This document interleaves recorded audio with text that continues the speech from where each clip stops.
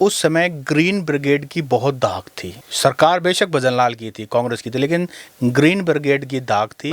उसमें कहीं भी अभय सिंह चौटाला का नाम नहीं है। उसमें पुलिस ने टॉर्चर किया, ये बात है, सरकार की जाती, लेकिन उसमें अभय सिंह चौटाला, अजय सिंह चौटाला का कहीं भी नाम नहीं है। अभय सिंह चौटाला ने काफ़ी अपनी छवि में काफ़ी सुधार किया है। ये भी स्वीकार किया है कि वो भारतीय जनता पार्टी के मेंबर है। इस पूरे मामले में अगर देखा जाए तो राजनीतिक मंशा तो वो भी रखते हैं। ऐसा नहीं है कि वो राजनीतिक मंशा नहीं रखते, क्योंकि पत्नी चुनाव लड़ चुकी है, इंडिपेंडेंट कांग्रेस की टिकट मांगी 2024 में। ये खुद भारतीय जनता पार्टी ज्वाइन कर चुके। नमस्कार, दी हरियाणा टॉक्स के खास मुद्दे में आपका स्वागत है। नमस्कार। और ख़ास मुद्दे में हम बात करेंगे हरियाणा में सबसे चर्चित जो आज का मुद्दा है वो है retired IPS officer Ram Singh Yadav का वायरल इंटरव्यू। राम सिंह यादव ने आरोप लगाया है कि जब उन्होंने चौटाला बंधुओं को पकड़ा, उसके बाद 2003 में जब चौटाला की सरकार थी तब उनको चौकी ले जा करके पीटा। उसके बाद काफ़ी सारे पॉलिटिकल रिएक्शंस आ रहे हैं, लोगों की तरफ से काफ़ी सारी नई नई बातें आ रही हैं। अभय सिंह चौटाला और अजय सिंह चौटाला ने भी इस इंटरव्यू को लेकर ऐतराज़ जताया है और राजनीतिक छवि खराब करने के आरोप लगाए हैं। अभय सिंह चौटाला ने तो सीधे सीधे 100 करोड़ रुपए के मानहानि का लीगल नोटिस देने की चेतावनी भी दे डाली है। अब देखना ये है कि retired IPS officer Ram Singh Yadav ने 20-22 सालों के बाद अपना इंटरव्यू दिया है। अब सबसे बड़ा सवाल जो इंडियन नेशनल लोकदल के वर्कर्स, जो उनके सपोर्टर्स, जो उनके लीडर्स उठा रहे हैं कि राम सिंह यादव उसके बाद इतने साल चुप क्यों रहे, क्योंकि इंडियन नेशनल लोकदल की सरकार 2004 में चली गई थी। उसके बाद 10 साल कांग्रेस ने राज किया, उसके बाद बीजेपी लगातार तीसरी बार सरकार बना चुकी है। तो अब तक राम सिंह यादव क्यों नहीं बोले थे? एकदम से अभी बोलने के पीछे उनकी मंशा क्या है, किसको खुश करना चाहते हैं, किसके कहने पे ये इंटरव्यू किया? और ख़ास बात यह है कि इस इंटरव्यू के बाद अभय सिंह चौटाला और ख़ासकर अजय सिंह चौटाला की जो राजनीतिक छवि है उसको काफ़ी डेंट लगा है।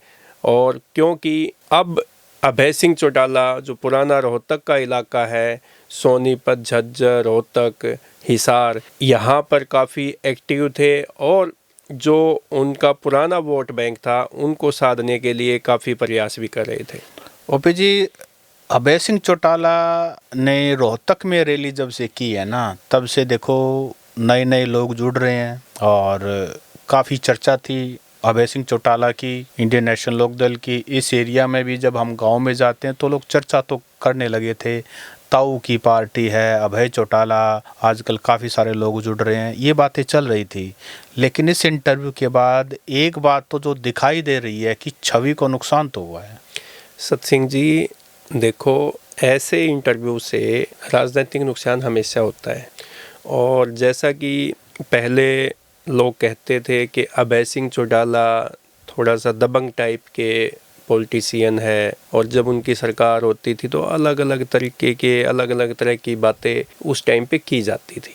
लेकिन आप देखोगे 2004 के बाद से अभय सिंह चौटाला ने काफ़ी अपनी छवि में काफ़ी सुधार किया है। और हालांकि जब दुष्यंत चौटाला इनेलो से अलग हुए 2018 में तब दुष्यंत चौटाला ने भी यही आरोप लगाए थे कि भाई यहाँ दबंगई है और हम लोग दबंगई के साथ नहीं चल सकते। और इन्हीं आपस में जो इनका जो खींचतान हुई परिवार में, दुष्यंत चौटाला उस छवि से बाहर निकल के, इनेलो की जो पार्टी की जो छवि थी उस पार्टी से बाहर निकल के ही जेजेपी बनाई थी। तो ये बातें तो सही है, जैसा आम पब्लिक भी बोलती थी, पॉलिटिशियन भी बोलते थे, अलग अलग राजनीतिक पार्टियों के लोग भी बोलते थे। लेकिन पिछले काफ़ी समय से आप देखोगे अभय सिंह चौटाला ने अपनी जो उनकी जो राजनीतिक छवि है उसमें काफ़ी बदलाव देखने को मिला है। और जब ये 2024 का चुनाव हुआ उसमें वे खुद भी चुनाव हारे, हालांकि उनके बेटे अर्जुन चौटाला और आदित्य चौटाला जो है वो दो उनकी पार्टी से विधायक, करण अभय नहीं, अर्जुन चौटाला विधायक बने और आदित्य चौटाला उनके परिवार से ही हाँ, विधायक परिवार बने, से, जी। यानी कि उनकी पार्टी से, इनेलो की पार्टी से 2 विधायक बने हैं। लेकिन खुद अभय सिंह चौटाला चुनाव हारे। उसमें हार का जो ठीकरा जो अभय सिंह चौटाला ने फोड़ा वो बीजेपी पे फोड़ा, कि बीजेपी ने मिली भगत करके और सब चीज़ें करके चुनाव हरवाने का काम किया। जो एलनाबाद है ना, जहाँ से जिस विधानसभा से अभय सिंह चौटाला हरदम जीतते आए, इस बार चुनाव वो हार गए 2024 में। इनके जो अपोजिट कैंडिडेट है ना, भरत सिंह बेनीवाल, कांग्रेस पार्टी का जी, तो भरत सिंह बेनीवाल पर भी इस तरह के बहुत सारे आरोप लगे हैं। और जहाँ तक मेरी जानकारी है राजनीतिक की, भरत सिंह बेनीवाल पर इस तरह के खूब आरोप, सच हैं झूठ एक अलग बात है, दबंगई के आरोप हैं। तो वहाँ कांग्रेस के सामने एक बड़ा सवाल था कि अभय सिंह चौटाला, जिनकी छवि जो है एक दबंग नेता की है, जो मन में आता है वो बोल देते हैं, जैसे उनके पार्टी के वर्कर सपोर्टर कहते हैं ये उनकी यूएसपी भी है, अभय ही सत्य है। देखिए, ऐसे जो नेता होते हैं जो दबंग टाइप के होते हैं, उनके जो सपोर्टर होते हैं वो भी पूरे डाई हार्ड फैन होते हैं जी। और एक बहुत बड़ा वर्ग ऐसा भी होता है जो इस तरह के नेता को पसंद नहीं करता।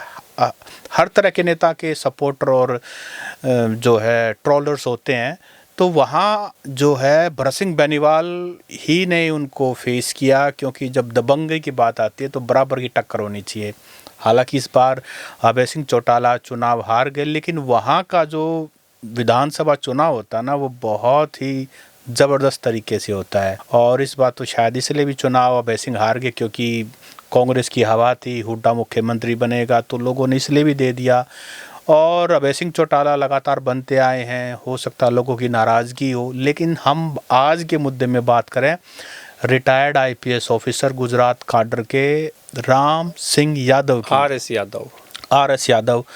अब इसमें एक दो बातें हैं जो, क्योंकि इंटरव्यू तो हमने भी किया है और बड़ा संजीदा तरीके से किया है, और जो अभय सिंह चौटाला ने आरोप लगाए हैं वो सारी बातें हमने आर.एस. यादव से पूछने की कोशिश की है, उन्होंने जवाब भी दिया है।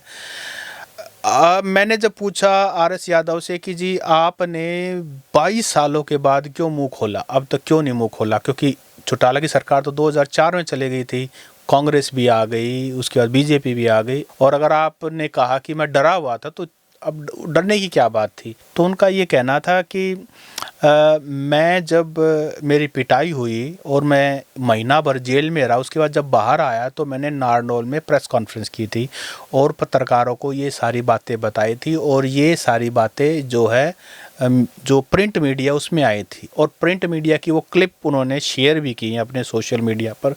उसमें कहीं भी अभय सिंह चौटाला का नाम नहीं है। उसमें पुलिस ने टॉर्चर किया, ये बात है, सरकार की जाती, लेकिन उसमें अभय सिंह चौटाला, अजय सिंह चौटाला का कहीं भी नाम नहीं है किसी भी क्लिप में। मैंने ये सवाल भी उनसे बाद में पूछा। जो न्यूज़पेपर में न्यूज़ पब्लिश हुई थी उस न्यूज़ कटिंग में अभय सिंह चौटाला और अजय सिंह चौटाला का नाम नहीं कहीं है। नाम नहीं है। मैंने वो क्लिप देखी और मैंने ये सवाल उनसे पूछा भी, वो इंटरव्यू में नहीं, बाद में पूछा जब उन्होंने क्लिप दिखाई मुझे, तो उनका ये कहना था, ये दावा था कि जी इन्हीं की सरकार थी और किसी पत्रकार की हिम्मत नहीं हुई कि वो अभय सिंह और अजय का नाम लिख दे, क्योंकि जो मेरा हश्र हुआ था, ऐसा आर.एस. यादव ने कहा कि जो उनका हश्र हुआ था उसके बाद किसी की हिम्मत नहीं कि वो अभय और अजय का नाम लिख दे, क्योंकि उस समय उनकी सरकार थी और उनका जो भी खौफ था वो पत्रकारों में भी था, ऐसा उनका दावा है। सतसिंह जी, आप ये बताइए 2004 में जैसा अभी आपने मेंशन किया, ये घटना है 2003 की, जैसा उन्होंने दावा किया कि मेरे थाने में अभय सिंह चौटाला ने पिटाई की, बदसलूकी की, ये 2003 की बात है। और आर.एस. यादव जो है 1995 में जब भजनलाल की सरकार थी, कांग्रेस पार्टी की सरकार थी, तब अभय सिंह और अजय सिंह को आर.एस. यादव ने गिरफ्तार किया था, जबकि मामला रेलवे पुलिस का बनता था। रेल रोको अभियान आंदोलन वहाँ पे चला हुआ था और वो जो फिश प्लेटें होती है वो उखाड़ने की बात सामने आई थी। तो अभय सिंह चौटाला और अजय सिंह चौटाला दोनों भाइयों को गिरफ्तार किया था आर.एस. यादव ने, जबकि मामला रेलवे का था। ये बातें अजय सिंह चौटाला भी इंटरव्यू में कह चुके हैं और अभय सिंह चौटाला भी अपने मीडिया को स्टेटमेंट दे चुके हैं कि अपने आका यानी कि भजन लाल जो मुख्यमंत्री थे उस टाइम पे, उनको खुश करने के लिए आर.एस. यादव ने दोनों भाइयों को गिरफ्तार किया और उनकी राजनीतिक छवि को खराब करने का प्रयास किया। इस मामले में आर.एस. यादव ने इस मामले में भी जवाब दिया है। उन्होंने कहा है कि ये एक्शन जो है वो जीआरपी ले रही थी, लेकिन जीआरपी के पास पुलिस फोर्स जो है बल कम होता है, इसलिए उन्होंने लोकल पुलिस का सपोर्ट लिया था। और ये आर.एस. यादव का कहना है, ये दावा है कि वो तो वहाँ उनकी सपोर्ट के लिए गए हुए थे, जबकि एक्शन जो है वो जीआरपी ले रही थी, क्योंकि वो जो फिश प्लेटें उखाड़ी थी उसके कारण कुछ डिब्बे, मालगाड़ी के डिब्बे, वो पलट भी गए थे, ऐसा उनका दावा है। सत सिंह जी, जब ये सिरसा में दोनों भाइयों को, चौटाला बंधुओं को गिरफ्तार किया आर.एस. यादव ने, उस समय आर.एस. यादव पंचकुला में खुडे लाइन थे। ये सब जानते हैं। उस टाइम पे आर.एस. यादव की जो पोस्टिंग थी वो पंचकुला में थी, और पंचकुला से उनको सिरसा क्यों भेजा गया, रातों रात मुख्यमंत्री ने उनको बुलाया, जैसा मीडिया में बातें छन छन के सामने आ रही है, जैसे लोगों से बातें छन छन के सामने आ रही है, उसमें ये बातें सामने आई कि ये तो खुडे लाइन थे उस टाइम पे भजनलाल की गवर्नमेंट में, और भजनलाल ने रातों रात उनकी पोस्टिंग वहाँ पे की। मतलब पोस्टिंग कह सकते हैं, या ये जो आंदोलन चला हुआ था, रेल रोको आंदोलन, उसमें कानून व्यवस्था को बहाल करने के लिए, कानून व्यवस्था को नियंत्रित करने के लिए एक खुडे लाइन आईपीएस ऑफिसर को सिरसा में क्यों भेजा गया, ये भी तो एक सवाल नहीं, सवाल ये है, इस बात का जवाब भी आर.एस. यादव ने दिया है। आर.एस. यादव ने ये कहा है कि उस समय ग्रीन ब्रिगेड की बहुत धाक थी। सरकार बेशक भजनलाल की थी, कांग्रेस की थी, लेकिन ग्रीन ब्रिगेड की धाक थी, और भजनलाल के सामने as a chief minister Sirsa के कुछ लोग गए थे और उन्होंने ये कहा था कि बेशक सरकार आपकी हो, लेकिन सिरसा में आज भी चौटाला का राज चलता है, उन्हीं के कहने से सारी चीज़ें होती हैं, और पुलिस एक्शन नहीं ले रही है उनके खिलाफ। तब भजनलाल को कोई एक ऐसा आईपीएस ऑफिसर चाहिए था जो लॉ एंड ऑर्डर को मेंटेन कर सके। इसी को लेकर के ऐसा यादव ने कहा है, आर.एस. यादव ने, कि उनको वहाँ भेजा गया, और उसके बाद उन्होंने, जैसा मुख्यमंत्री का आदेश था, जैसा जे चौटाला का आरोप है कि अपने आका को खुश करने के लिए, आका तो मुख्यमंत्री ही है, जितने भी हरियाणा में आज भी डीसी और एसपी है, उनके आका चीफ मिनिस्टर, नायब सैनी हैं, तो उस उनको खुश करने के लिए उन्होंने फिर वो सख्त एक्शन लिया। आपकी बात से भी सहमत है, लेकिन जो चीज़ें बाद में आई कि आर.एस. यादव को ही क्यों भेजा गया वहाँ पे, और भी तो क्या उस टाइम पे हरियाणा में क्या और कॉम्पिटेंट ऑफिसर नहीं थे कि जो कानून व्यवस्था को बहाल कर सकते? ये तो भजनलाल, चौधरी भजनलाल आज हमारे बीच नहीं है। ये और तो आपने जैसा ग्रीन ब्रिगेड की बात की, तो ग्रीन ब्रिगेड में उस टाइम पे सबसे जो अगवा नेता थे उस टाइम के, वो अब वर्तमान में जो सांसद है हिसार से, जेपी तो जेपी ग्रीन ब्रिगेड के सबसे यूँ कह सकते हैं सबसे एक्टिव कार्यकर्ता होते थे ताऊ देवीलाल के। तो अभी तक इस पूरे प्रकरण में, जबकि हरियाणा की राजनीति में पूरा भूचाल आया हुआ है इस आर.एस. यादव आईपीएस के इंटरव्यू के बाद, लेकिन अभी तक जेपी का कोई स्टेटमेंट जो है मीडिया के सामने अभी तक नहीं आया। देखो, जेपी तो ऐसा नेता है जो ग्रीन ब्रिगेड की कहानियां दिल्ली में हुड्डा की कोठी पे बैठ के बताते रहते हैं, और बहुत सारी कहानियां वो मीडिया के लोगों को, वहाँ आए हुए और लोगों को बताते रहते हैं। तो जेपी जो हिसार के सांसद हैं, उनका बयान देर सवेर आ जाएगा, वो रुक नहीं सकते, वो कहानियां बताने में और पुरानी घटनाएं सुनाने में। देखो, इस रेल रोको आंदोलन का जो मामला था, जो उस टाइम का सबसे जो ये घटना हुई, दोनों भाइयों को गिरफ्तार किया, इसकी सही जो सच्चाई है वो जेपी ही खोल सकते हैं। नहीं, देखो, सच्चाई नहीं, अगर आप एक राजनीतिक व्यक्ति हैं तो आप सच्चाई तो अपना नैरेटिव बताएंगे। आज ग्रीन ब्रिगेड में नहीं है जेपी आज कांग्रेस के नेता हैं, कांग्रेस के सांसद है, तो वो नैरेटिव अपने हिसाब से बताएंगे।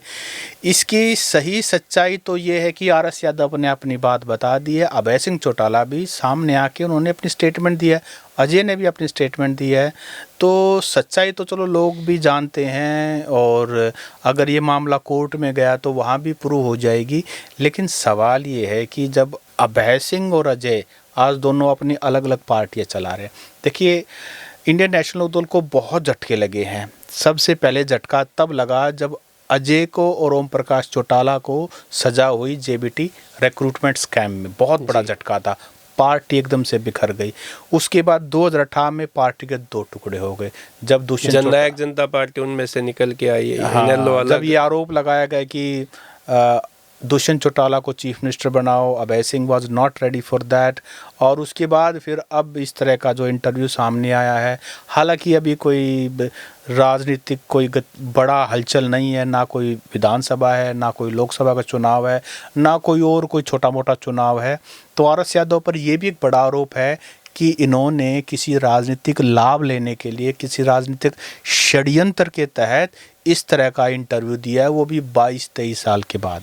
नहीं, मैंने जैसे आर.एस. यादव का इंटरव्यू सुना है तो उन्होंने ये भी स्वीकार किया है कि वो भारतीय जनता पार्टी के मेंबर है, और उन्होंने वो जो उनकी जो फीस होती है, पार्टी की सदस्यता जो शुल्क होता है, वो देकर 2024 से पहले इलेक्शन जब हुए, लोकसभा इलेक्शन हुए हैं, उससे पहले उन्होंने भाजपा की सदस्यता हासिल की है और वो भाजपा के कार्यकर्ता तो है। ये सवाल मैंने उनसे पूछा था कि क्या आपने क्या आपका और आपकी पत्नी का कोई राजनीतिक पार्टी से संबंध है, तो उन्होंने दो खुलासे किए।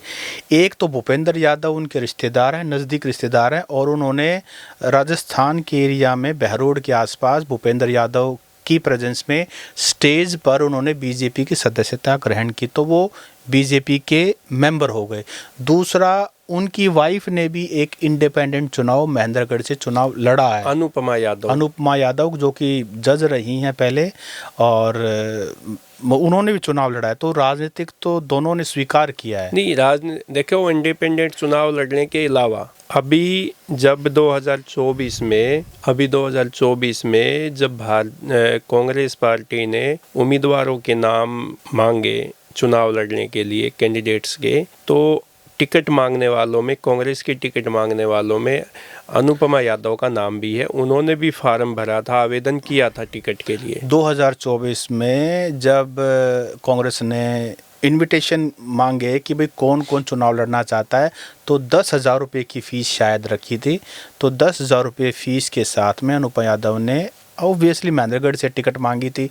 टिकट उनको नहीं मिली, वो एक अलग बात है। तो लेकिन कांग्रेस, देखो, आर.एस. यादव आईपीएस, जो रिटायर्ड आईपीएस ऑफिसर हैं, ये भाजपा के सदस्य हैं। भाजपा पार्टी इन्होंने विधिवत रूप से ज्वाइन कर रखी है। ये उन्होंने खुलासा इंटरव्यू में भी किया। उनकी जो पत्नी है अनुपमा यादव, वो कांग्रेस पार्टी की और उन्होंने इंडिपेंडेंट चुनाव भी लड़ चुके हैं, ये भी खुलासा उन्होंने इंटरव्यू में किया। देखो, इस पूरे मामले में अगर देखा जाए तो राजनीतिक मंशा तो वो भी रखते हैं, ऐसा नहीं है कि वो राजनीतिक मंशा नहीं रखते, क्योंकि पत्नी चुनाव लड़ चुकी है, इंडिपेंडेंट कांग्रेस की टिकट मांगी 2024 में, ये खुद भारतीय जनता पार्टी ज्वाइन कर चुके हैं।